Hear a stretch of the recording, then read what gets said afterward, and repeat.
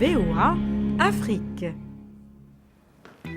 Hello, hello, bienvenue, c'est vous et nous.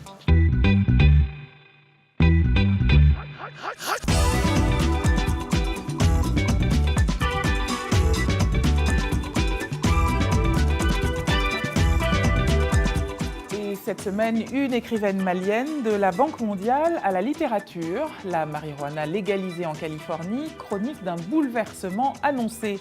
Et puis une journée sans pantalon dans le métro et non, ils n'ont pas fumé. Une initiative new-yorkaise généreuse, un calendrier pour des immigrés et puis retour aux sources pour ces Afro-Américains qui choisissent de se rebaptiser avec des noms africains. Et côté rubrique, hashtag vous et nous, l'anglais express et sportissimo. Mais impossible de commencer ce magazine sans parler de la cérémonie des Golden Globes qui a eu lieu dimanche. Cette 75e édition a été qualifiée d'historique par les commentateurs et pour cause. Côté tapis rouge, d'abord, le dress code était le noir. Les actrices et les acteurs avaient choisi la sobriété en solidarité avec les femmes qui, depuis octobre, ont dénoncé les agressions sexuelles et harcèlements, parfois viols, dont elles ont été l'objet dans la grande famille du cinéma. Le grand absent, justement, de cette grande famille était celui que plus de 100 femmes ont accusé d'agressions sexuelles, parfois de viol ou de harcèlement. Le producteur surpuissant Harvey Weinstein, à l'origine, bien malgré lui, à son corps défendant, si je puis dire, de deux mouvements très présents dans la salle, le hashtag MeToo et l'autre hashtag Time's Up, des mouvements de ralliement, de solidarité contre les agressions que les femmes, toutes les femmes peuvent vivre et pas seulement dans le cinéma. Le moment le plus fort, à sans nul doute, était le discours de Oprah Winfrey qui recevait un trophée pour l'ensemble de son travail. Pendant 8 minutes, avec une passion de pasteur, Oprah a souligné l'importance de dire sa vérité, l'importance de raconter son histoire. Résultat, les hashtags Oprah 2020 ou bien Oprah President Winfrey ont fleuri sur la toile. Oprah elle-même a jusqu'à présent dit qu'elle ne se voyait pas vraiment dans une course présidentielle, mais cette fois-ci, son compagnon de longue date, Graham Stedman, a dit qu'elle se jetterait dans la campagne si le peuple le souhaite. Vous connaissez les calendriers sexy, avec des pompiers, avec des sportifs. Eh bien, le calendrier des chauffeurs de taxi de New York a été proposé comme une alternative humoristique. Les revenus en seront reversés à une association à but non lucratif qui accompagne les immigrés et des familles à faible revenu. Les créateurs de ce calendrier parodique ont lancé leur 5e édition qui, dit-on, risque d'être l'une des plus provocantes. Reportage Raymond Taylor, récit Raissa Girondin. Le calendrier des taximens de New York 2018 est sorti et les modèles internationaux, originaires de 7 pays différents, souhaitent égayer votre année. Après 5 ans d'existence, les créateurs du calendrier disent qu'il se peut que l'édition 2018 soit la meilleure, un exploit qui exige beaucoup de courage en plein air. Il y a des gens qui passent par là, qui regardent et prennent des photos. Donc c'est vraiment incroyable que les chauffeurs, en se montrant, deviennent mannequins finalement. L'édition sexy de 2018 a mis en lumière le côté intime de cette diversité d'hommes et de femmes au volant de taxi. Juste à temps pour l'été, vous serez charmé par le regard irrésistible de Dan, de même que Monsieur Septembre, Hassan, qui aime avoir le beurre et l'argent du beurre. On vient avec 2 ou 3 idées de scénario et ensuite on évalue le niveau de confort et d'enjouement de chaque chauffeur, puis on essaie d'adapter ce scénario à leur personnalité. Certains, comme l'autoproclamé roi du karaoké, Alex Wong, sont nés pour être stars, même s'ils sont presque inconnus. C'est difficile de se faire connaître de tout le monde et que tout le monde se souvient de vous, n'est-ce pas? Mais il ne serait pas dérangé si plus de New-Yorkais et de touristes découvraient qui il est. Ah, l'impertinence new-yorkaise. Certains croient au pouvoir des noms, mais pour certains Afro-Américains, prendre un nom africain, c'est effectuer un retour à leurs racines. L'ONG La Main Tendue organise chaque année une journée culturelle pour célébrer la culture ivoirienne. L'occasion pour les nouveaux Ivoiriens de recevoir officiellement leur nom traditionnel en présence de leur nouvelle famille. Arzouma Compaoré y a naturellement posé sa caméra. Silver Spring, Maryland, journée culturelle des Fils de la Lagune ébriée. Comme à l'accoutumée, la foule est nombreuse et les couleurs vibrantes des pains africains se distinguent.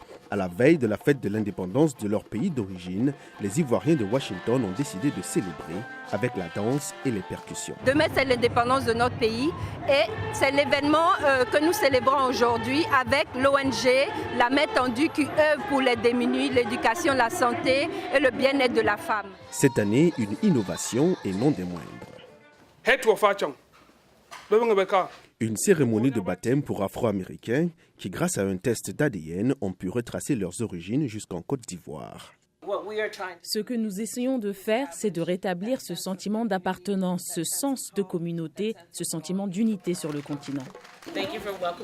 Merci de m'accueillir dans la communauté. Je suis heureuse de mon nouveau nom, du sens qu'il renferme. Tout comme Fetigué, Kitana et Zana, Lisa est elle aussi devenue ivoirienne en 2016. Mon nom ivoirien, c'est Koro. Je me sens connectée avec la communauté africaine. Je pense que l'esprit de mes ancêtres sont contents aussi parce que j'ai fait l'étape pour savoir d'où ils sont venus de l'Afrique. Pour la première fois, vous n'êtes plus seulement afro-américaine, vous êtes ivoirienne. Pour les organisateurs du festival, en plus du retour aux sources, l'événement a donné à tout un chacun une chance pour découvrir une Afrique pluriculturelle. La culture africaine doit être enseignée à nos parents, nos frères et sœurs américains. Et cela, nous le faisons depuis 8 ans. Nous cherchons à ce que nos enfants soient imprégnés dans cette culture africaine et qu'ils ne soient pas désorientés un jour quand on leur demande d'où vous venez. Si vous êtes de passage à Washington cet été, vous pourrez découvrir ce festival qui sera à sa 9e édition le 5 août prochain. Et pendant ce temps, certains tribunaux français doivent refuser des prénoms tels que Djihad, Fraise ou Nutella. Oui, Nutella. Autre lieu, autre préoccupation. L'usage récréatif de la marijuana est désormais légal en Californie, mais seules quelques villes de l'État géant ont commencé la vente du cannabis en toute légalité depuis le 1er janvier. Si la mise en place de nouveaux modèles est compliquée, la demande est forte. C'est un reportage de Kevin Enoch. Les clients sont nombreux à faire la queue à l'extérieur de MedMen, car pour la première fois, ils vont pouvoir acheter de la marijuana légalement. C'est un moment historique. J'ai fait la queue pendant 1h30. Je pense que c'est génial de pouvoir venir ici et de pouvoir acheter de la marijuana. C'est une belle journée. Le 1er janvier, la Californie est devenue le 6e État américain à légaliser l'usage récréatif de la marijuana, bien que ce soit toujours un crime fédéral d'en acheter ou d'en posséder. C'est un enjeu de taille pour cet immense État américain qui compte 40 millions d'habitants et qui est la 6e plus grande économie du monde. Ça fait du bien d'acheter de la marijuana pour la première fois. C'est une victoire pour les droits individuels. Vous avez enfin la liberté de faire ce que vous voulez et de passer du bon temps. Seul problème, chaque localité en Californie a des lois spécifiques pour la création d'entreprises et particulièrement les boutiques de vente de marijuana. L'enjeu est énorme. L'économie de la Marie-Jeanne devrait valoir plusieurs milliards de dollars et augmentera les recettes fiscales. C'est l'essentiel, rendez-vous compte. C'est le premier jour des ventes récréatives légales dans la ville de West Hollywood. Regardez dehors, il y a plus de 150 personnes qui attendent. Tout le monde est tellement impatient d'acheter de la marijuana, c'est évident. Et en attendant que de nouvelles boutiques puissent ouvrir leurs portes, les Californiens peuvent désormais cultiver quelques plants de marijuana chez eux, en toute légalité. 2018 commence décidément très fort et espérons qu'elle commence aussi très fort pour elle. Elle, c'est Dili Dico pour hashtag Vous et Nous. Hello Dili. Hello Anna, comment vas-tu? Ça va bien, printanière en hiver. Voilà. Ne jamais rien faire comme les autres, oui. C'est bien. On reste sur la même thématique. La marijuana. Voilà. Et donc, on a posé la question suivante à nos téléspectateurs. La consommation récréative du cannabis a été légalisée le 1er janvier 2018 en Californie, aux États-Unis. Comment appelez-vous cette substance chez vous et seriez-vous favorable à sa légalisation dans votre pays? Et on regarde les commentaires. On commence par l'Angola. Ernesto Madolo nous écrit de Luanda. Il nous dit en Angola, nous appelons ça estufaciente ou liamba. Cette drogue ne peut être légalisée ici. Donc, voilà, l'emploi du mot drogue, déjà, ça révèle un peu vers où il penche. Que Ernesto n'est pas favorable. Brice du Cameroun nous dit au Cameroun, on appelle la marijuana mbanga et en langage codé, pour ceux qui le savent, c'est le ngué ou piment vert. J'imagine les téléspectateurs camerounais qui nous regardent qui doivent être en train de rire en voyant comme ça officiellement des noms qui se murmurent à la télé. C'est plus du tout du langage codé maintenant. Ou non, mais piment vert, c'est mignon. On le partage avec tout le monde. Piment vert, c'est très mignon. Youl Youssouf, le technicien, nous écrit d'Abidjan, il nous dit « Je pense qu'il faut interdire la marijuana en Afrique. La consommation à long terme détruit notre jeunesse. S'ils ne deviennent pas des gangsters, ils n'échappent pas à la folie. » En attendant, Youl ne nous dit pas comment ça s'appelle, quel est le petit nom de la marijuana. Il nous a pas dit le petit nom. Ouais. Et on n'a pas eu de petit nom de la Côte d'Ivoire. Pas du tout. Ouais. C'est intéressant. Ouais. What's next? Voilà, next, on va voir les tweets les plus populaires de 2017. Ouais. Et voilà, il y a eu en fait une liste de 10 tweets révélés par Twitter. J'en ai choisi 3. Et donc, le premier tweet est celui d'un adolescent, Carter Wilkerson, qui habite dans le Nevada. Il a demandé à la chaîne de fast-food Wendy's, qui est une chaîne similaire à McDonald's, pour ceux qui ne le savent pas, combien de retweets il fallait avoir pour bénéficier d'une année de nuggets gratuits. Donc, voilà, c'est les petits bouts de poulet qui sont mythiques. Qui sont très populaires. Ouais, moi, j'aime beaucoup ça. Et donc Wendy's lui a répondu, ils lui ont dit qu'il fallait 18 millions de retweets. Bon, le compte n'y est pas pour l'instant. En tout cas, il a répondu, c'est comme si c'était fait. Voilà, il en a eu 3,6 millions. Allez. Et c'est le tweet le plus populaire de 2017. Le suivant est celui de Barack Obama qui a été classé plusieurs fois dans ce classement des 10 tweets les plus populaires. Et son tweet qui arrive en deuxième position est un tweet, c'est un plaidoyer en faveur de l'égalité raciale suite aux violences d'août dernier à Charlottesville en Virginie. Et il y a eu plus de 1,7 million de retweets. Le dernier aussi est un tweet engagé. Le troisième tweet le plus populaire est celui de la prestigieuse université Penn State. Et c'était à la suite de l'ouragan Harvey. Et l'université avait en fait proposé de donner 15 centimes de dollars pour chaque retweet. Voilà. Et ils en sont presque à 200 000 dollars. Voilà, il y a eu un peu plus de 1 million de tweets. Formidable. Ouais. Mais c'est quand même étonnant que ce tweet-là ne soit pas aussi populaire que celui sur les nuggets. Ou que celui d'un ancien président, surtout qui a été très populaire. Bon. C'est vrai. C'est une belle photo aussi de nos sociétés.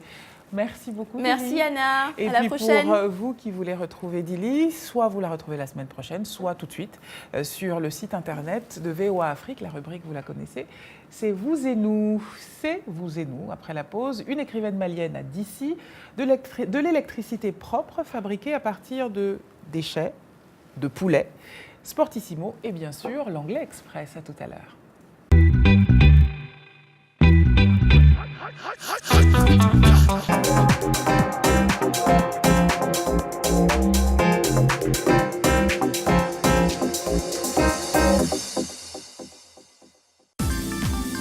La VOA sur votre portable avec l'application Mobile Streamer. Écoutez nos programmes n'importe où, quand vous le voulez. C'est gratuit avec Internet. L'application est disponible sur iPhone ou Android. Ou alors, composez les numéros de téléphone suivants. VOA Afrique, 24 heures sur 24, sur votre portable.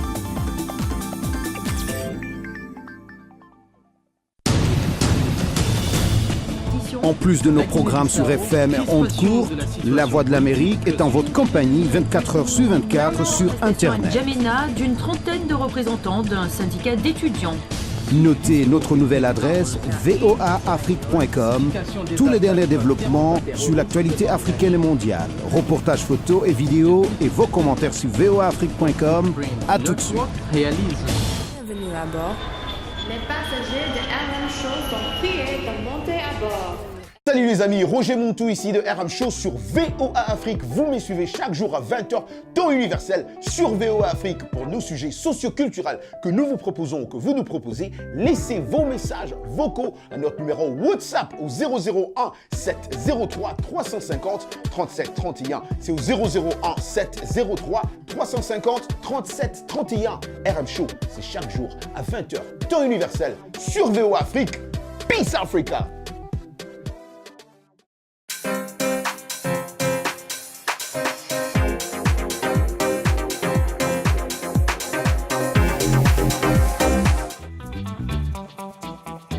Proposez-nous Part 2 avec l'Anglais Express et donc Michel Joseph. Bonjour Michel. Bonjour. Et bienvenue pour la première fois en 2018. Merci. Dans Vous et Nous. Happy New Year. Happy New Year. Happy New Year tout le monde. De quoi on parle?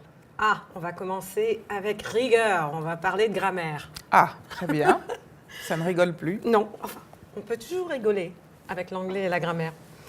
Bienvenue à l'Anglais Express. Les pronoms possessifs en anglais, c'est pour signifier que quelque chose appartient à une personne.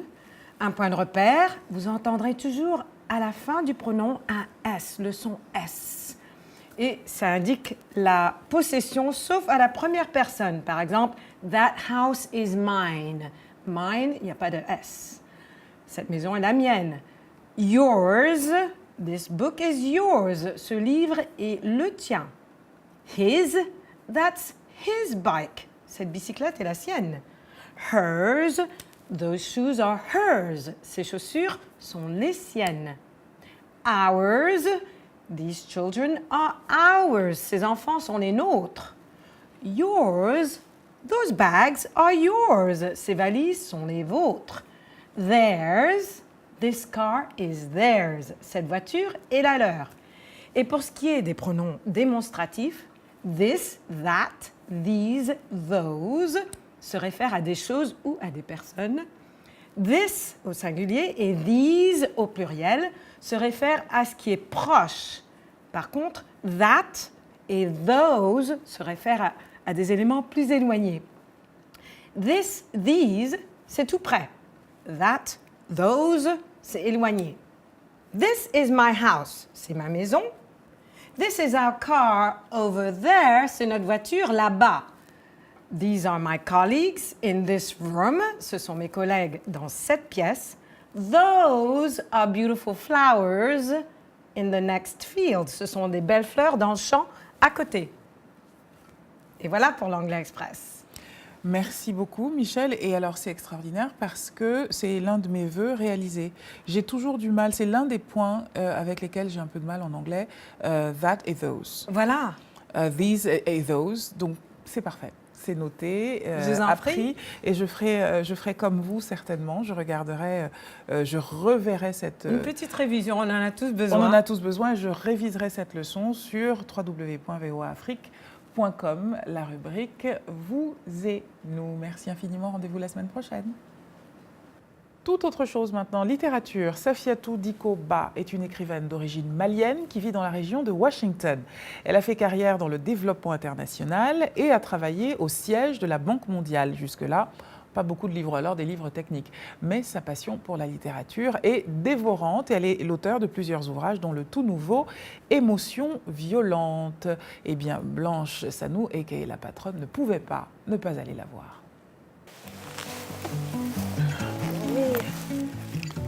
Depuis un bas âge, j'ai toujours eu un calepin à la maison où je griffonne des choses, une citation, un poème, un proverbe, et j'ai toujours aimé écrire. Un héritage que Safiatou doit à sa famille adoptive. Très jeune, elle a baigné dans un univers littéraire. J'ai grandi également avec des écrivains, Monsieur Konaré, qui est l'ancien président du Mali, et Adamba Konaré, qui est historien. Tout le monde est connu sur le plan international. Donc je peux dire que j'ai grandi dans l'écriture. Sa source d'inspiration n'est autre que son entourage immédiat. Même ma vie est une inspiration. Figure-toi que j'ai perdu ma mère à 1 an et demi. Je ne l'ai su qu'à 12 ans.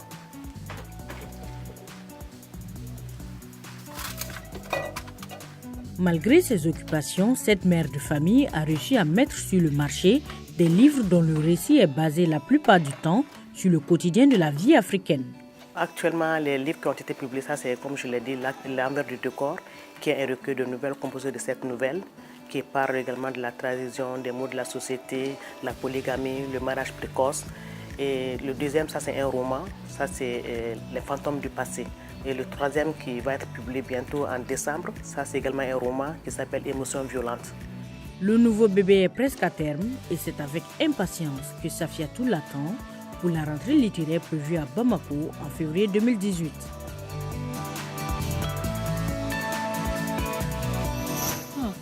Quelqu'un a dit que les femmes qui lisent sont dangereuses. Que pensera ce quelqu'un alors de celles qui écrivent ? Ouh. On passe du coq à l'âne, si vous me permettez l'expression, tout autre chose en tout cas. Les centrales électriques, au charbon notamment, diffusent des gaz à effet de serre, ce qui est source de pollution. Et 10% du charbon utilisé dans les stations pourrait être remplacé de manière intéressante. Il est question de poulets. Regardez, c'est un sujet de Deborah Block, dit par Ekia Badou. Ici en Israël, les poulets pourraient aider à alimenter des centrales électriques car des chercheurs ont développé une technique de transformation des déchets de volaille en carburant de biomasse solide combustible. Nous plaçons les déchets dans une cocotte minute, pour ainsi dire, et nous le chauffons jusqu'à 250 degrés Celsius. Pendant ce processus, l'eau devient vraiment réactive et les processus chimiques dans ce pot ou dans cette cocotte minute convertissent les déchets organiques en une matière semblable au charbon. La recherche permet non seulement de remplacer les combustibles fossiles, mais aussi de trouver un bon usage pour les déchets de poulet. Donc, ces déchets vont être là, ils vont augmenter en quantité et nous avons besoin d'une solution. Nous ne pouvons pas en faire grande chose sauf les transformer en énergie capable de remplacer les combustibles fossiles. Ce succès pourrait faciliter l'utilisation d'autres types de déchets. Si nous arrivons à utiliser des excréments humains, il serait possible de traiter des questions d'assainissement dans les zones rurales, convertissant les déchets en une matière semblable au charbon qui peut être utilisée pour l'énergie ou l'amélioration du sol et améliorer les conditions sanitaires dans ces villages. À terme, les chercheurs espèrent que les déchets de poulet raffinés aideront de façon significative à diminuer les émissions de gaz à effet de serre dans le monde entier. Le philosophe et poète Hölderlin a dit « Là où croit le péril, croit aussi ce qui sauve ». C'est un peu ce que nous montrait ce reportage.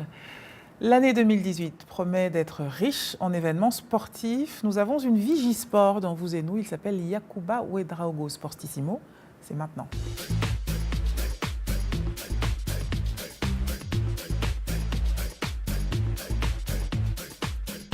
Hello, Yacouba Ouedraogo. Hello Anna. Ça va? Ça va très bien, merci. Alors pour ce premier Sportissimo de 2018, bonne année d'ailleurs. Merci, bonne année à toi également. Plein de ballons, de trophées. Plein de ballons d'or pour moi. Voilà, de trophées et de médailles. Alors pour ce tout premier de 2018, nous allons nous faire le point sur le grand événement qui a marqué le début de l'année sportive en Afrique, les CAF Awards, connus sous l'appellation de Ballon d'or africain. Tout à fait, Anna. Les CAF Awards connus sous l'appellation de Ballon d'or africain communément, et c'est comme ça on les appelle. Et donc le Ballon d'or 2017 est revenu à l'Égyptien de Liverpool, Mohamed Salah, qui a succédé ainsi à l'Algérien de Leicester, Riyad Mahrez, vainqueur de l'édition 2016. Mohamed Salah qui a dévancé son coéquipier de Liverpool, donc en club, le Sénégalais Sadio Mané, et l'autre, le Gabonais de Dortmund, Pierre-Emerick Aubameyang, vainqueur de l'édition 2015. Alors pourquoi lui? Pourquoi Salah? Mohamed Salah, parce que c'est Mohamed Salah, j'ai envie de répondre comme ça. Ce garçon-là a eu des... beaucoup, Yacouba, ça ne m'aide pas. OK.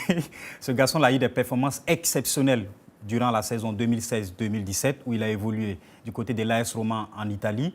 19 buts en 41 matchs avec des prestations époustouflantes, ce qui lui a valu d'ailleurs un transfert à l'été dernier du côté de Liverpool en Angleterre. Et donc, une fois en Angleterre, Mohamed Salah a connu ce qu'on appelle une adaptation express. C'est comme s'il y était depuis un bon moment. Et donc, en 21 journées de Premier League, il a inscrit 17 buts. En 6 journées de Champions League, il a inscrit 5 buts. Et il reste bien sûr la pièce maîtresse de l'attaque, on va dire comme ça, de Liverpool. Et en plus de cela, il faut reconnaître qu'avec sa sélection, les Pharaons d'Égypte, Mohamed Salah a porté son pays vers la qualification pour le Mondial 2018. On se rappelle encore de son doublé face au Congo, le match remporté 2-1, c'était un match très décisif. Et Mohamed Salah qui a fini aussi meilleur buteur des éliminatoires du Mondial 2018 Zone Afrique avec 5 buts. Logiquement, il a été désigné meilleur joueur de l'année 2017 par nos confrères de la BBC d'abord. Et ensuite, meilleur joueur arabe de l'année. Une espèce de génie du ballon, quoi. C'est une bête du ballon. Une bête, carrément. Oula. Alors, il représente énormément sur le terrain, il représente beaucoup pour le football égyptien, évidemment, et africain plus largement. Mais je crois que socialement, il a un vrai poids aussi dans son pays. Tout à fait, tout à fait. Mohamed Salah, que les Égyptiens appellent affectueusement le Messi égyptien, voilà, en référence à Lionel Messi de l'Argentine. Et dans la foulée de la qualification pour le Mondial 2018, l'école où Mohamed Salah a grandi à Bassioun, en Égypte, donc, a été rebaptisée à son nom.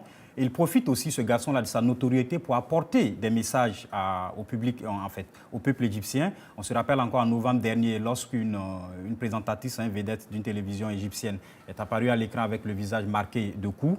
Et donc, elle a reçu des coups. Mohamed Salah, tout de suite, est allé sur son compte Twitter et a posté un spot promouvant l'égalité de sexe. Et aussi, il a apporté son appui à une campagne de l'ONU contre, on va dire, les inégalités, les violences faites aux femmes.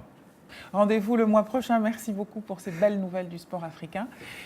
On se quitte, mais avec des images intéressantes, disons, des images sans pantalon. De toutes les journées mondiales, c'est sans aucun doute l'une des plus loufoques.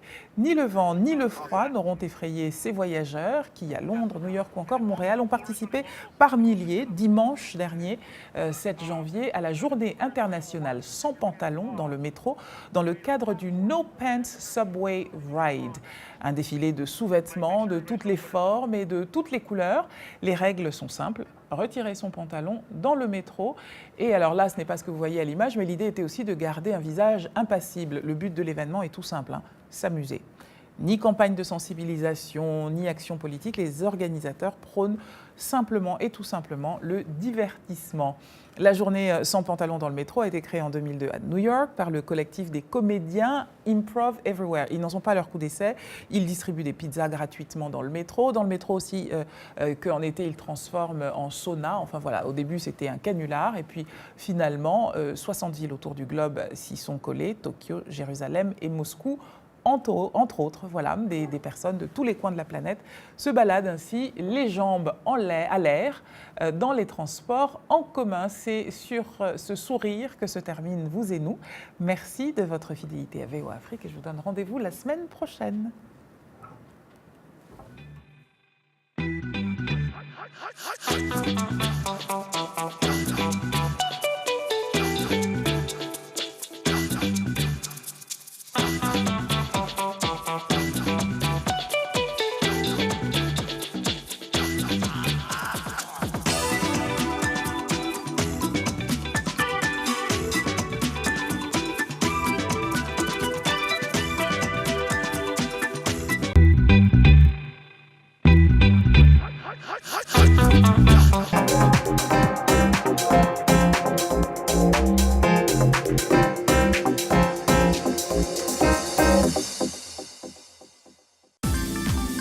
La VOA sur votre portable avec l'application Mobile Streamer. Écoutez nos programmes n'importe où, quand vous le voulez. C'est gratuit avec Internet. L'application est disponible sur iPhone ou Android. Ou alors, composez les numéros de téléphone suivants. VOA Afrique, 24 heures sur 24 sur votre portable.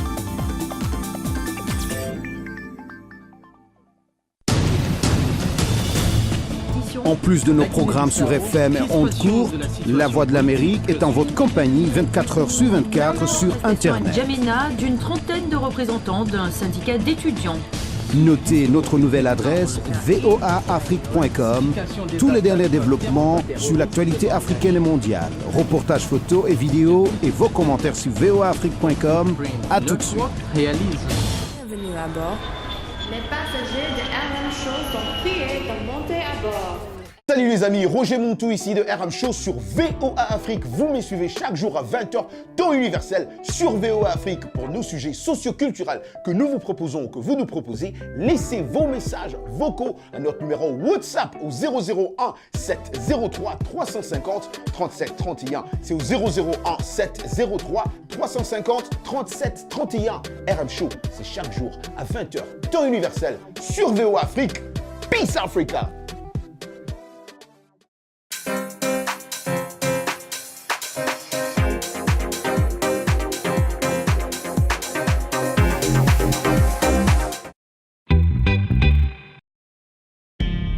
VOA Afrique.